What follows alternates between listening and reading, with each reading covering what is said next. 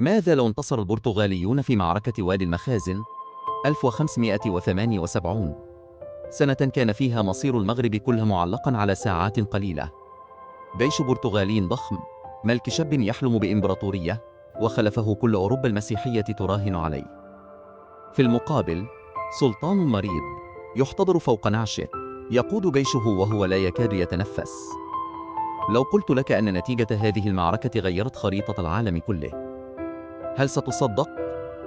البرتغاليون دخلوا المغرب واثقين، 27 ألف جندي، مدافع، وتحالفات دولية.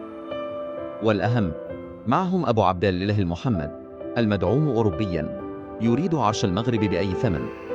لكن ما لم يحسبه أحد أن عبد الملك المعتصم، وهو يلفظ أنفاسه الأخيرة، أعطى أوامره بيده المرتجفة، ومات قبل أن تنتهي المعركة. وأخفى المقربون خبر موته حتى لا ينهار الجيش. فكر في هذا رجل ميت قاد انتصارا. لكن ماذا لو انقلبت الأمور؟ لو انتصر سيباستيان، المغرب يصبح محمية برتغالية. ميناء طنجة، ميناء العرائش، ميناء الصويرة، كلها تحت الهيمنة الأوروبية. والمغرب يتحول إلى جسر لاستعمار أفريقيا كلها قبل قرنين من الزمن. والأخطر، السلطنة السعدية تنهار، ومعها آخر قوة إسلامية في غرب البحر الأبيض المتوسط. إسبانيا والبرتغال كانتا ستتقاسمان القارة الأفريقية وحدهما. لا عثمانيين، لا مقاومة، لا توازن.